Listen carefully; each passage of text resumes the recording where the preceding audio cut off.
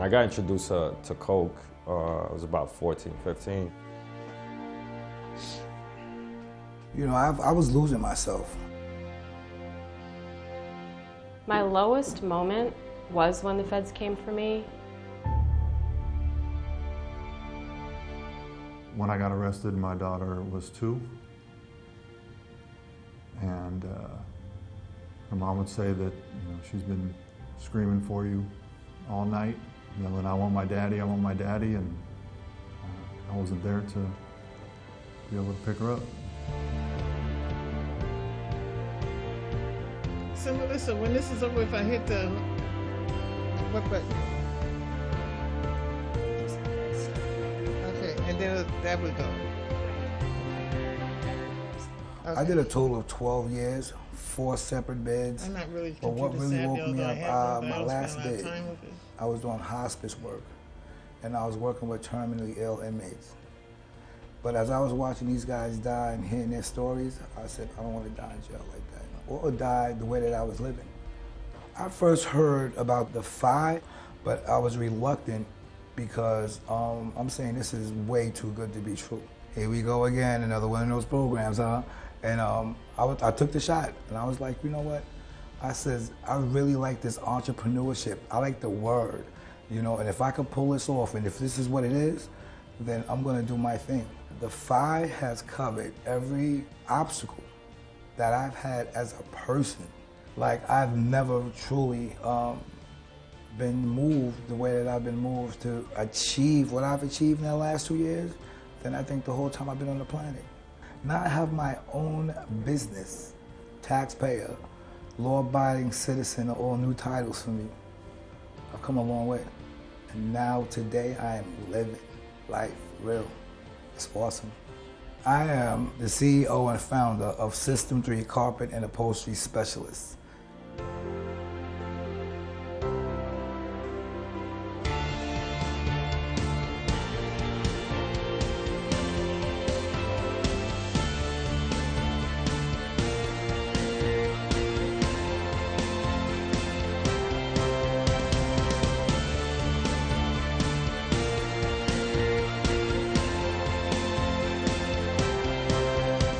Defy makes you cry, it makes you laugh, it puts you in touch with who you are, and it's something that I'll spend my whole life trying to repay.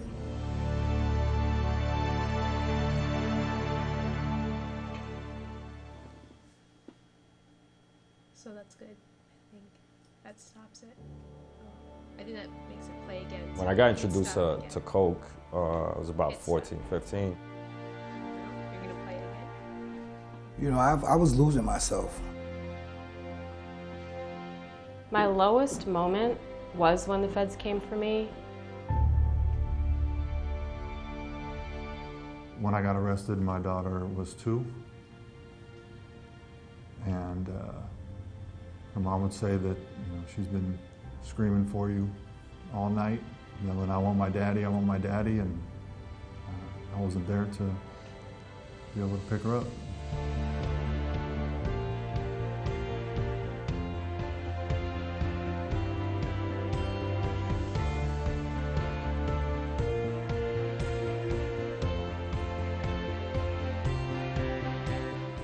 I did a total of 12 years, 4 separate bids. But what really woke me up, my last bid, I was doing hospice work, and I was working with terminally ill inmates. But as I was watching these guys die and hearing their stories, I said, I don't want to die in jail like that, or die the way that I was living. I first heard about Defy, but I was reluctant because I'm saying this is way too good to be true. Here we go again, another one of those programs, huh? And I took the shot, and I was like, you know what? I says, I really like this entrepreneurship. I like the word, and if I can pull this off, and if this is what it is, then I'm gonna do my thing. Defy has covered every obstacle that I've had as a person. Like, I've never truly been moved the way that I've been moved to achieve what I've achieved in the last 2 years, then I think the whole time I've been on the planet. Now I have my own business, taxpayer, law-abiding citizen, are all new titles for me. I've come a long way. And now, today, I am living life real. It's awesome. I am the CEO and founder of System 3 Carpet and Upholstery Specialists.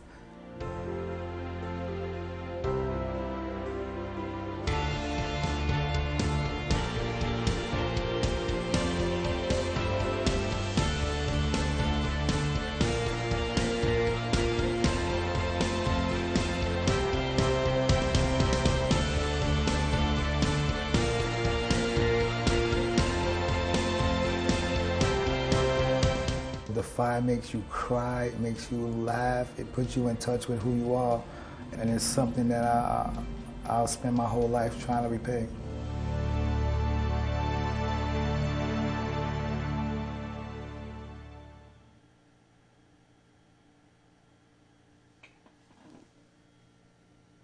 So it's all good, I think, now. That makes it go again.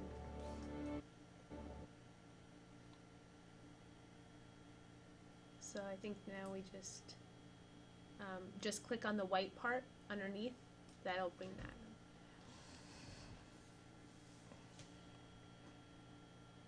And that's the website. So.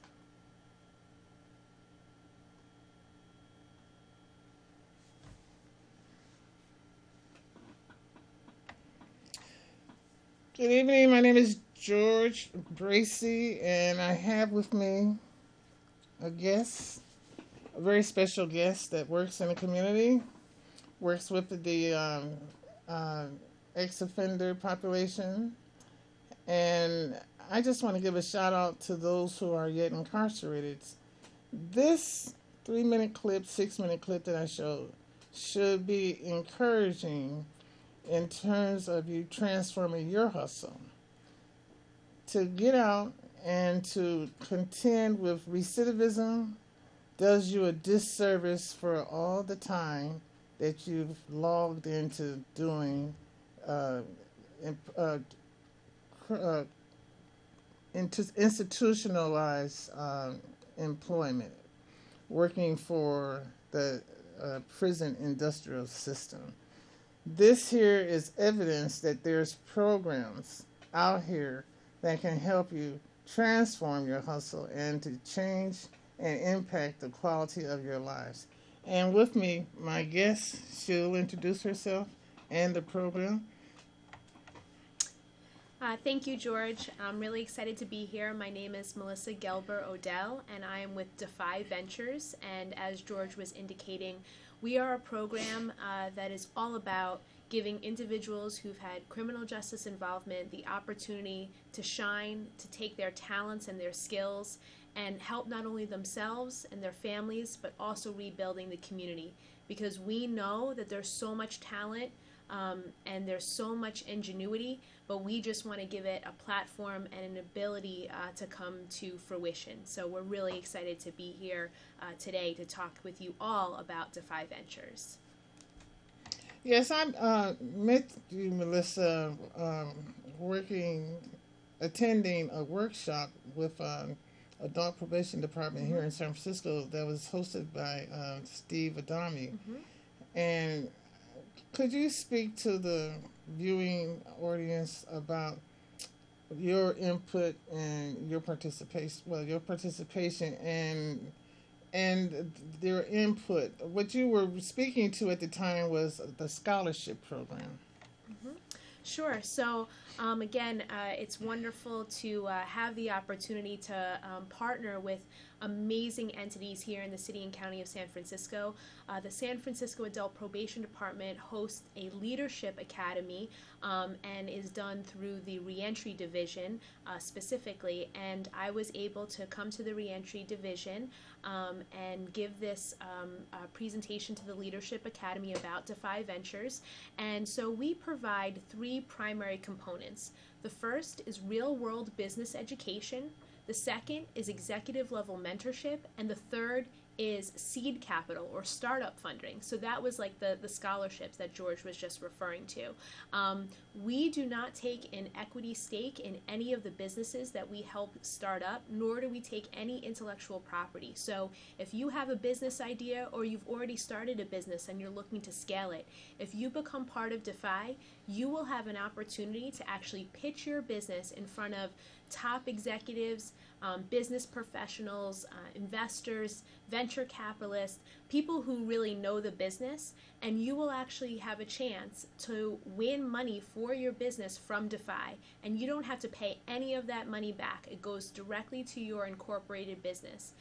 For example, we just hosted a business competition in San Mateo at Tim Draper's venture capital startup. It's called Draper University. And at that event, Seth Sundberg, who is actually featured in the video that you just saw, he was the gentleman who was talking about being away from his daughter and how that was very difficult for him and his family. He's now out after serving 5 years in federal prison. He's created a business called Prison Bars.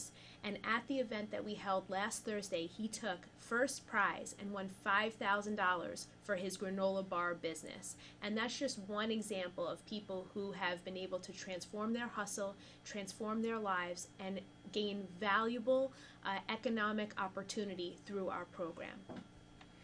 Now, I noticed in San Francisco, there's a outreach problem, and I remember you speaking to that to the extent that that you couldn't get anyone interested. Can you speak to that? Yes, thank you, George. Yes, we're so grateful and thankful that we don't have the problem finding executive mentors. In fact, the private sector has really shown up, and we have very active volunteers that come from amazing organizations like Google, LinkedIn, Bloomberg. Those are just to name a few. But we don't have as many mentees or people to be part of the program, and that's a big part about why I'm grateful to be here today, to be able to talk to you about this program. So hopefully if it's not right for you, that's okay, but maybe if you're watching this, it would be right for someone else in your community who you can help give this information to. We have the capacity to serve numerous individuals. We really want to reach as many people as we possibly can, and we know that there are a lot of people impacted with criminal justice history, whether that's a misdemeanor all the way up into a felony. But we believe that all things are redeemable and that second chances are real. So if you have anything in your past, that's okay. We don't discriminate based on that. We would urge you, if you feel like this could be a beneficial program to you, to please apply and contact us. Now, you know, my interest as far as community organizing and outreach is concerned is the trans community. I'm talking about trans females, trans men of color, brown people, white, but just trans. And I always say, many of us are not whores or thieves or pedophiles, you know, but because of the economic disparities, the fact that we're not even considered as employable, and those that do, they're working menial jobs, and then they're the last hired, and then the first to be fired. Now, how would your program serve that community? Well, I would say that Defy could be a wonderful vehicle for individuals who've been marginalized or discounted in any way, shape, or form, because we believe in entrepreneurship. Be your own boss. You have amazing skills. You have amazing talents. And if a door has ever been closed in your face, you know what? We say open a window. There's opportunity out there, and we have amazing mentors who want to give you their expertise and to help guide you. We have a whole program that can help teach you from the point of business ideation, when you're just trying to figure out what kind of business idea you have, all the way to incorporating your business and moving towards scaling it so that you are earning a profit for yourself in a legitimate way. So we've helped people who have service-oriented businesses, people who want to be fitness trainers, caterers, landscapers, whatever that may be. We've had some people who want to start up businesses that have products, like I was talking about, the gentleman who's made a healthy granola bar. We've had people start up fashion lines or luxury wallets. We don't mandate what the business idea is. You come with your creativity and your passion and your drive to succeed, and we will give you the format, the template, and the resources to see that happen. Now, I'm listening, hearing it, that whole category of inclusive tools. I was thinking on comparing the comparison between your organization and the LGBTQ community, 1800 market, that has transgender employment representation, but they don't really deal with marginalized, underserved people. They cater to the more academically and employable individuals. And I think that's that does a disservice to the overall community, because I think they should be inclusive, of the marginalized and underserved. And then I also look at by the different contrasts, the goodwill industry on mission. They hire a lot of ex-offenders, but they don't have those components that you offer. So can you kind of reiterate or explain the dynamics, the differentials, concerning all that? Because I really think Defy is a better fit in terms of being economically viable. Sure. So, I mean, I think that all the programs you mentioned are amazing, and we partner with them in various ways. What I would say that probably differentiates Defy is that, again, whether if you are 18 and over and you've had some form of criminal justice involvement, we don't care what it is. We don't care how long ago it was. We just are trying to help individuals who really want a hand up, not a handout. So if you have been, hustling in a positive way now, and you are committed to transforming your life, and you want more access and more resources, Defy can be for you. So our admissions process is fairly easy. It's open and inclusive. So we host admissions meetings. Typically, I have them twice a week.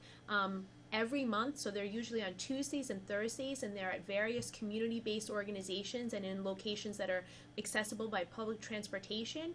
So an individual who's interested attends one of these meetings, you fill out an application form, and from there we have an interview. Upon admittance into the program, we have what we call an introductory training. During this time, you actually are able to kind of see if you think that Defy is a right fit for you, and from there you can make the choice. Again, this is about your agency and your choice if you want to join the full program. And what we think is really special about our program is that we have a blended learning environment. And what that means is that the majority of our content is actually online.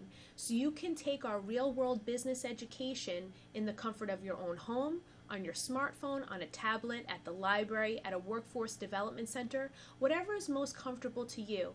And again, if you felt in any way that maybe some environments are not as welcoming or not as conducive to your learning, you can choose, and we can also help you and give you resources. But I think that that's a huge thing about the manner in which we all learn differently, and so we've tried to take that into account. We've leveraged over 300 hours of online content from amazing business leaders, Harvard Business School professors, and we're filming at Stanford next week. That's amazing kind of content that you would be able to take advantage of in a way that hopefully is most comfortable to you. And we couple that online component with in-person mentorship. And that's really important too, because we know that for successful reentry and for you to deal with whatever's going on in your life, it's also about relationships and about that human connection. So we have incredible volunteers who give of their time and their expertise to give you the skills that you need to be successful in your own life. And the relationships you foster through that are ones that we hope will last well beyond the time that you are in our program. So that's how I think that we really bring some added value to the existing workforce development components here in the city. Yes, well, I'm very encouraged by all of what you described, because that's empowering. Just hearing it within itself, I mean, I'm even encouraged to want to pursue that, for myself, being an ex-offender. But because, my situation is a time restraint. But those of you out there who are on paper, who are soon to get out or out, you have nothing but time. Time is, you have too much time. And instead of putting time in on the block, and instead of putting time in on whatever it is that you do to survival hustling, I would encourage you to access Divine, because this is a rare opportunity.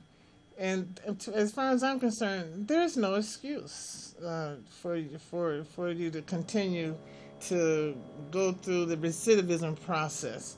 The opportunity exists today for you to up your game, to transform your hustle in a real way, in the real world setting. And I would definitely encourage you all to participate. And what is I'm thinking that for some there would be an issue of compensation, stipend. I always hear, which frustrates me, because if you want something bad enough, I believe you will think outside of the box. And you'll make that happen, and you'll put in the necessary work. But I always hear talk about stipends being the incentive. If your incentive is predicated on stipends, and that translates into your being reincarcerated, then I think that's the wrong view. But if you're motivated or driven by a passion to succeed in life and to expunge all that past self-defeating behavior, then you need to start thinking outside the box and forget about stipends. Make it happen for yourself, so that when you do get some kind of financial stimulus, you will be empowered, and you will hold on to it a lot longer than what you would with easy street money. So speak to that, please. No, thank you, George. I mean, I definitely concur, and I mean, that kind of goes to what I was saying before. Defy is not a handout, we're a hand up. And we think it's really important for all of our participants to have skin in the game. So while we absolutely don't want to make the financial aspect be an impediment to participation, we do require that you have some contribution to your own success. It's just like when I went to school, I have student loans, and when we join clubs or fraternal organizations, we have to pay membership dues. That is part of our commitment and us showing up.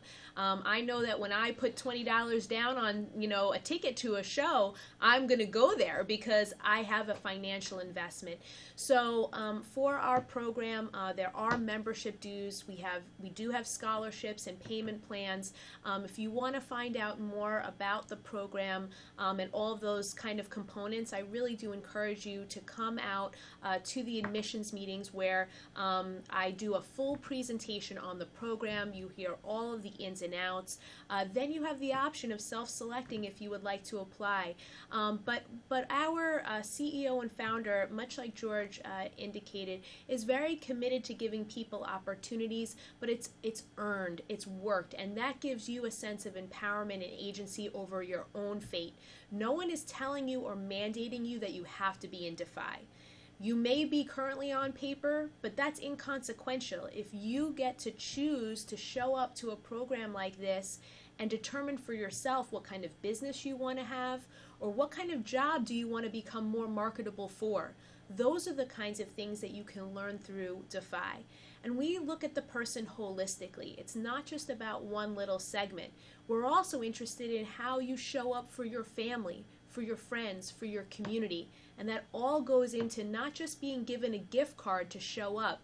It's about how do you want to, what's your legacy? How do you want to be perceived? You're not just a number on a docket in a court proceeding. You're not an inmate number. You're a human being, and you have amazing skills and talents. And we hope that through our program, you will be able to bring those to bear. Yes, when you spoke about not being a number or on a docket, how is that perceived by your clients? Because I understand stigma, I understand reentry dynamics, and I know that you had to deal with that.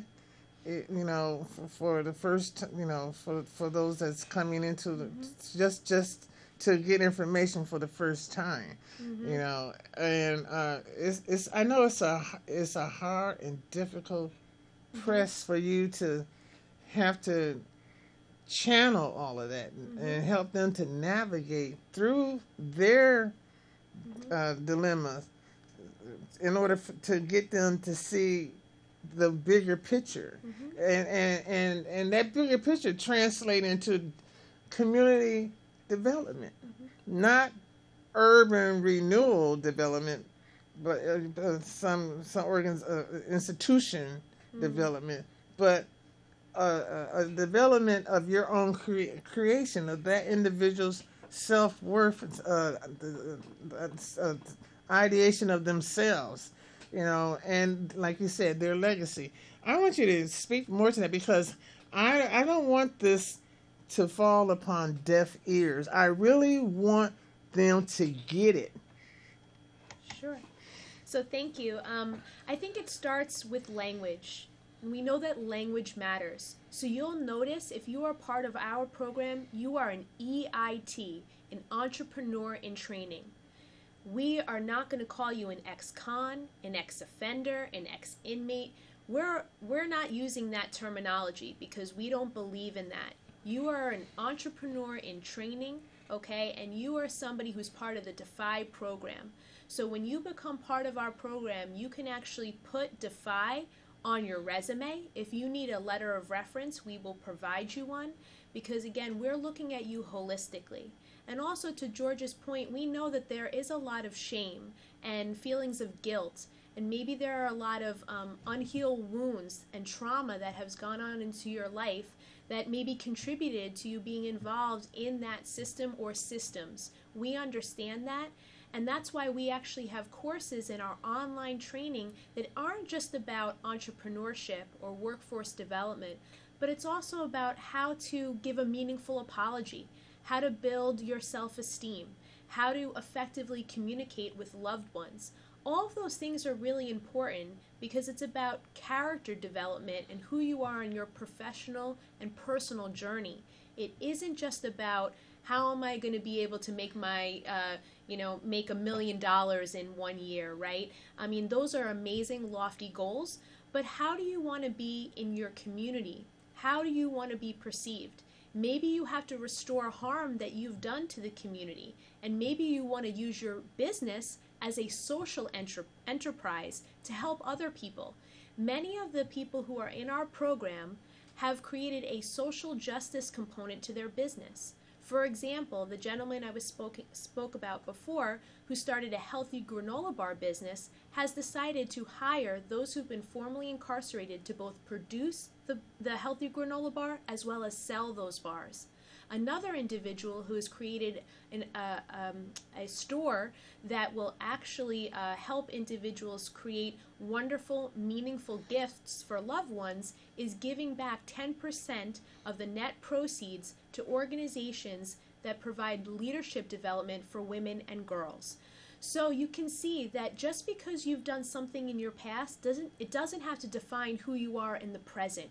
You can do good by being good and believing in yourself and believing that something new can happen. And we think that Defy is a vehicle of hope. All right, now we want to talk about the demographics, community demographics. Now, I have issues with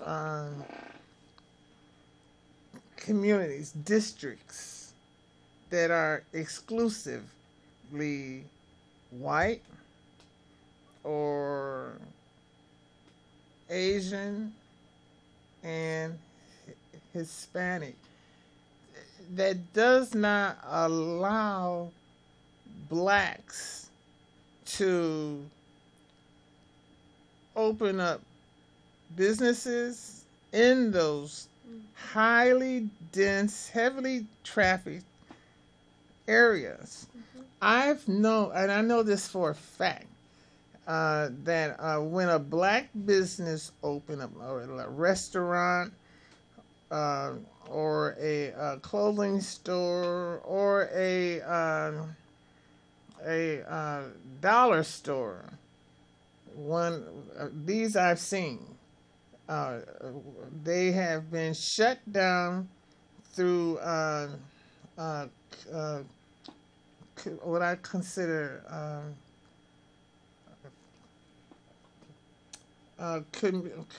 merchants associations, and they go on Yelp or Twitter, and they give out negative, destructive information about their business, and then they don't.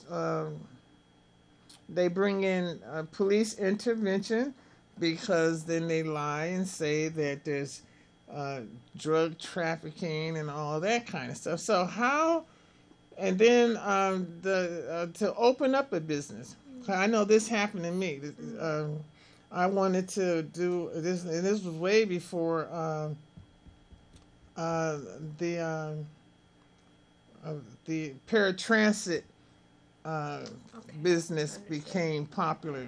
I wanted to open up a paratransit business in the Fillmore on the Visadero, and I got blocked. And I went to the city hall, did the paperwork, and I was paying taxes for a business that I didn't even have, because on paper I had a business, but I couldn't get the vehicles funded, and the VA would have supported that, but there was some kind of institutional obstruction to it, and the next thing I know, the Russians came in and just from LA and took over everything, you know what I'm saying?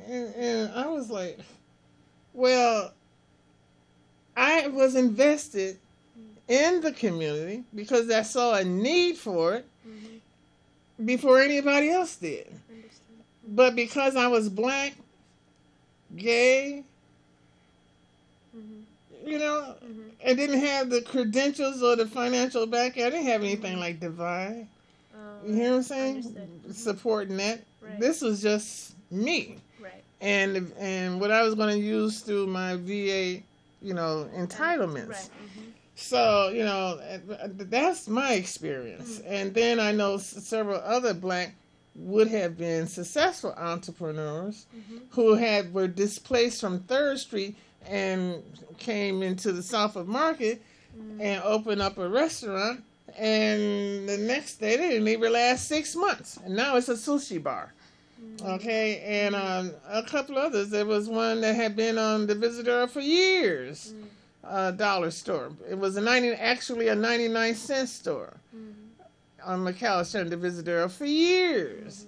And then that gentrification move came through there, and now it's a bar or something. This is the kind of stuff that I'm talking about. So, I mean, how would Defy help to turn all that around? I mean, even in the Tenderloin, for example, I know for a fact on Larkin there was a black brother that had a T-shirt shop,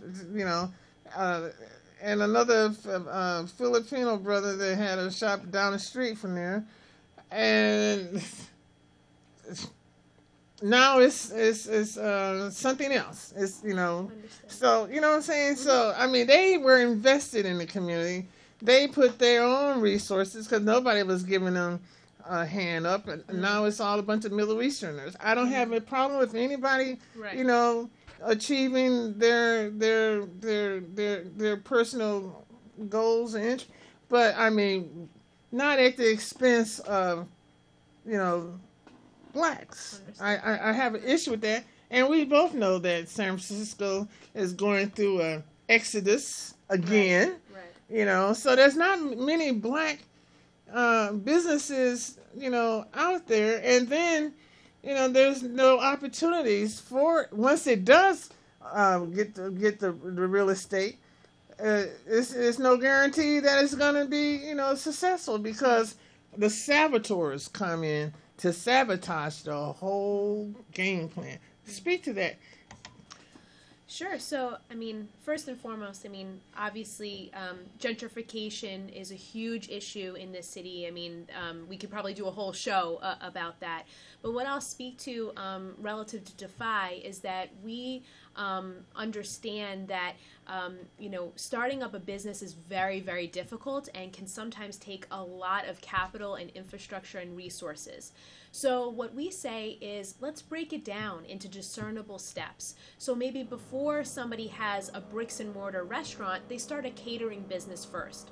So we look at trying to assist businesses that require $20,000 or less to get going and can begin generating revenue between 4 to 5 months.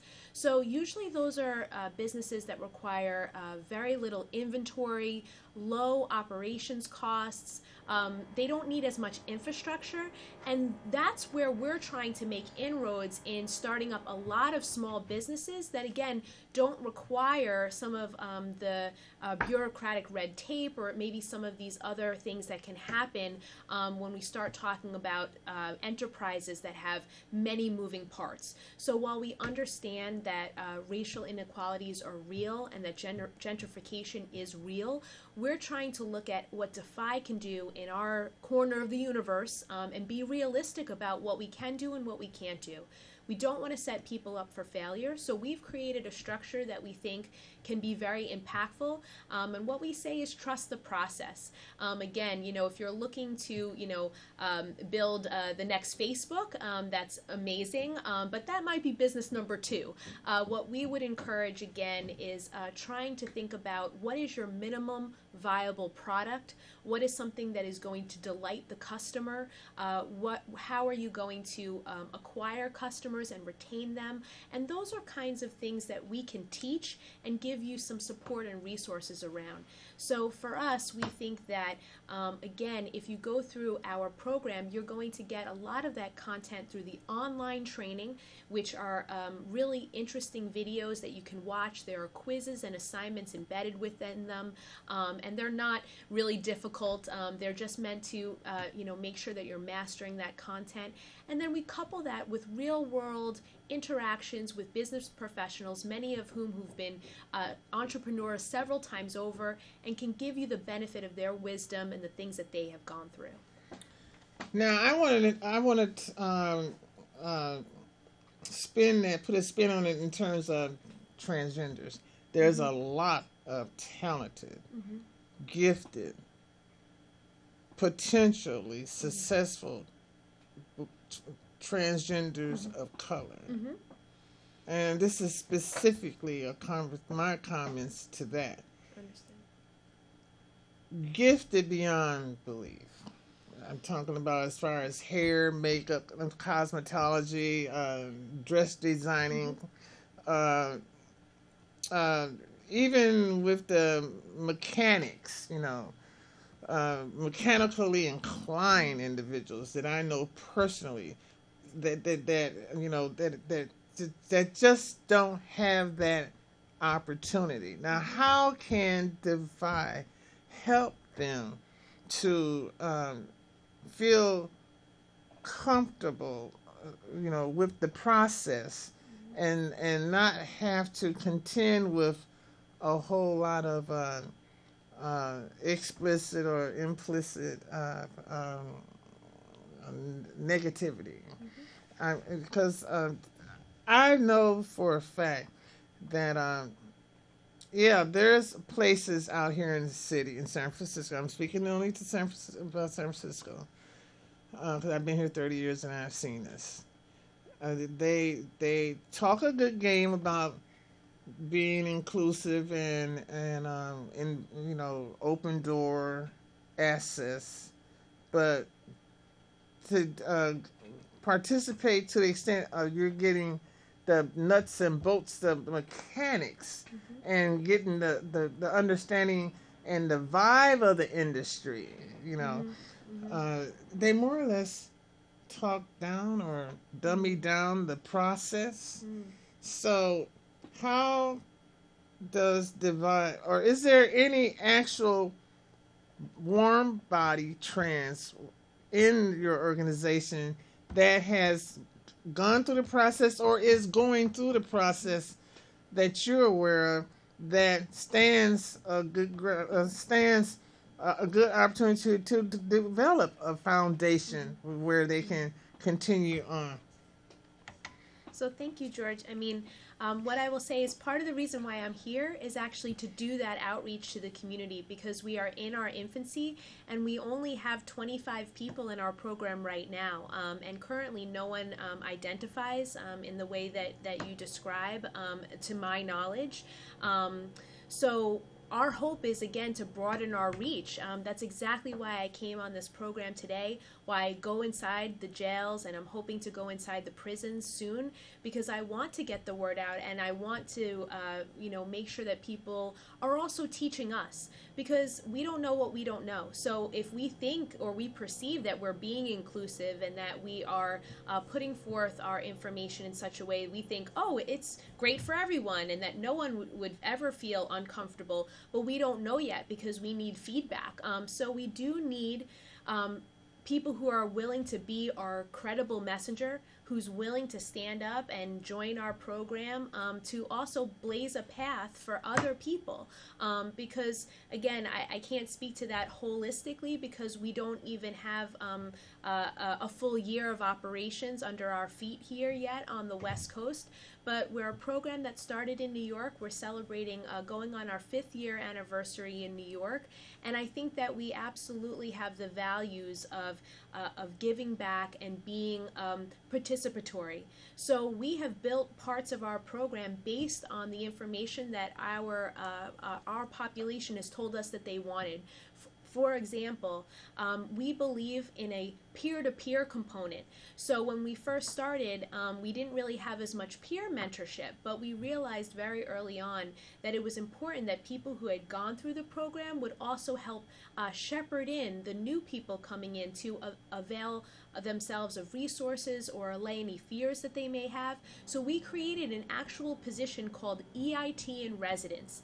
And this is an individual, actually you saw him in the film, his name is Barry, who's gone through the program, who's walked the walk, and he's somebody who remains a touchstone, and he can provide assistance. So I think in a similar way, we're looking to build that, and we hope that through the help of amazing advocates and avenues such as these, that this will reach people in the community, so you will know that we want to be allies, we want to be understanding, we want to learn. So if we're doing something wrong, eventually that we can learn together and change course. But right now, we're in the building stage, and we want to reach as many people as we can. I'm beyond words. I am passionate about entrepreneuring. I came to California with that purpose in mind, but there's been a lot of stall and detour, practices, self-defeating on my part.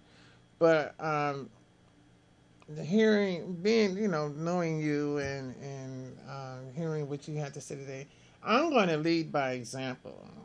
I'm going to step up my game.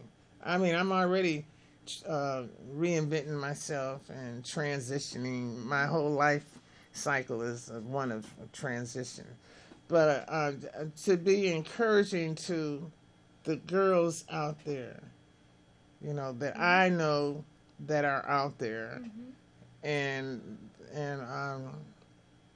I'm going to participate in your program so that I can go through the process and be there to greet them, and also to help your organization understand the trans language, the lifestyle concerns, and the collective interests of the community to build a new community, that's inclusive and diverse. They talk about San Francisco being the gay capital and the most diverse community. Bunch of bull, But I have a different worldview that's borders your company and yours individual worldview. So I think that we can make this happen. And yes, to the trans girls and men out there, I want you to know, life is a challenge. Re-entry is a challenge. And incarceration is a challenge.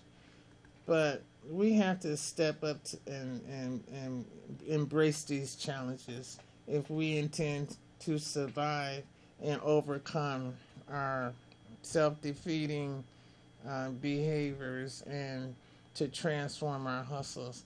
We have to do this. And I'm committed to life regenerative changes. I've lived this life on that. So I want to encourage you, all who's ever listening out there, who's ever viewing this, to contact Melissa's organization. Contact Melissa. I'm going to put this site back up there again. Contact them. Yep, and there's a part that says enroll right up at the top. Okay, wait a minute. Okay, there it is. And if you scroll down. I'm trying to get there. Oops, there we go. And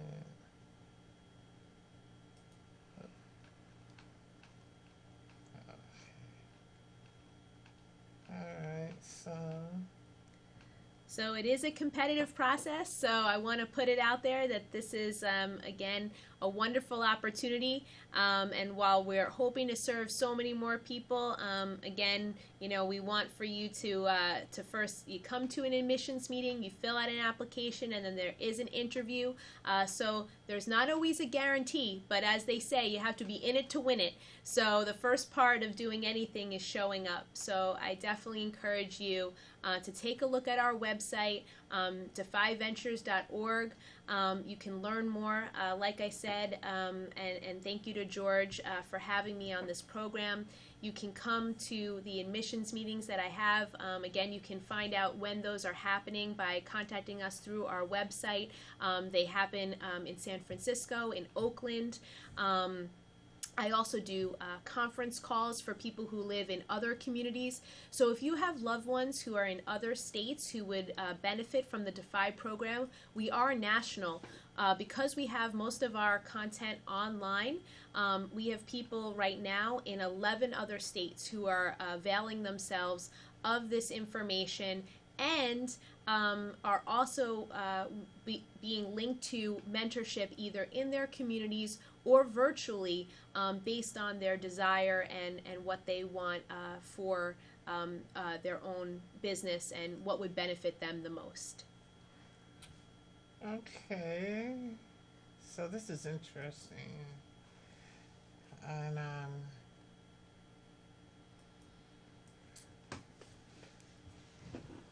yes, this is very interesting, and I'm appreciative. I'm glad that you came, and I'm looking forward to continuing to work with you.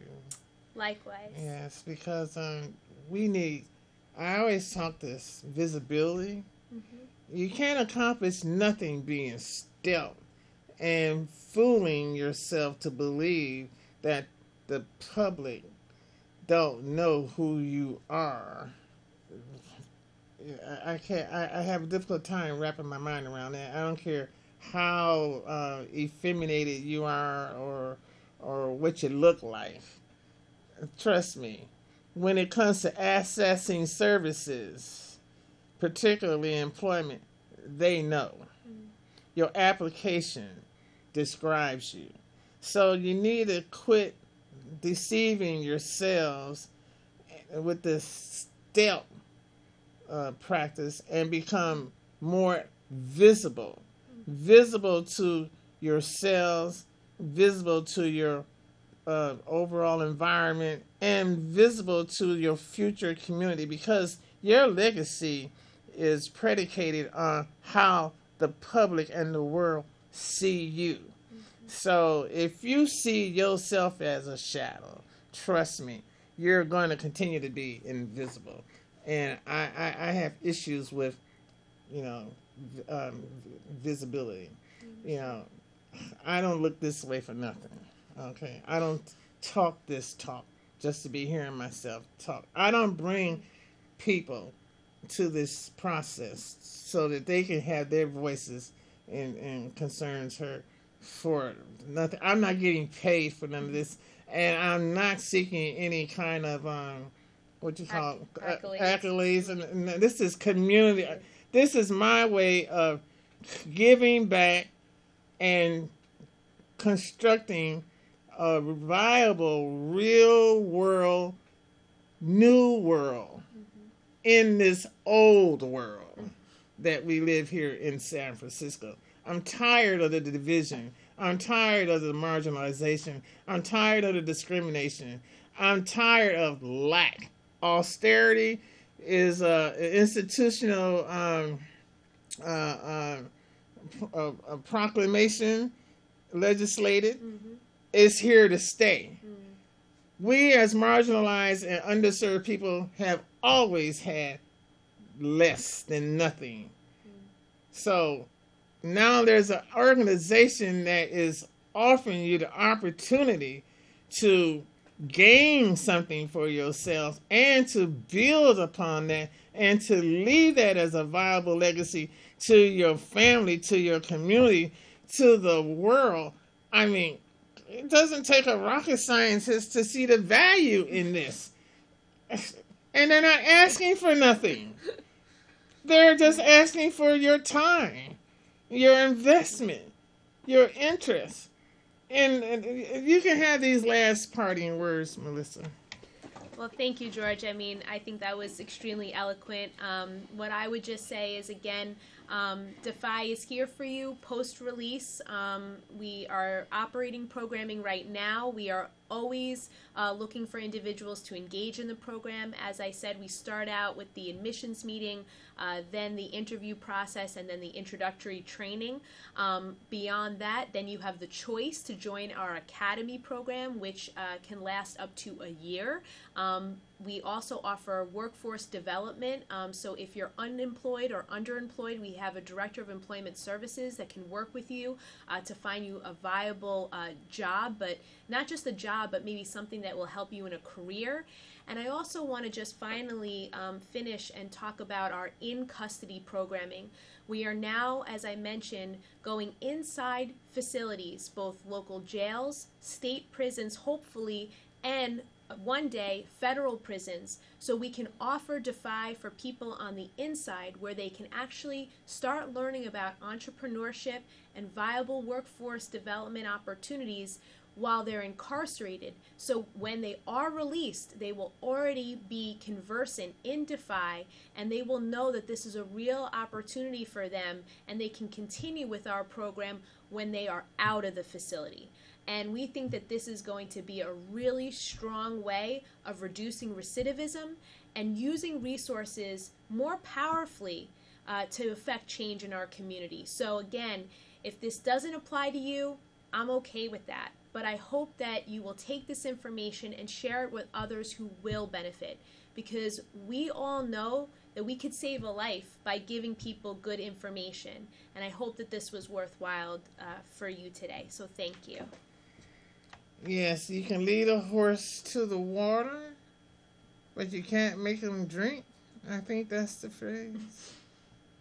And what's the other one? For all those who are Bible literate, you can teach them how to fish. Right. You can give a man a fish, but if you teach him to fish, he'll eat forever, right? That's right. That's it. Right. So you have the choice. The call is yours. Mm-hmm. But there's, as far as I'm concerned, for those of you who are living under this austerity situation, institutionalized situation, and those who the paper recidivism,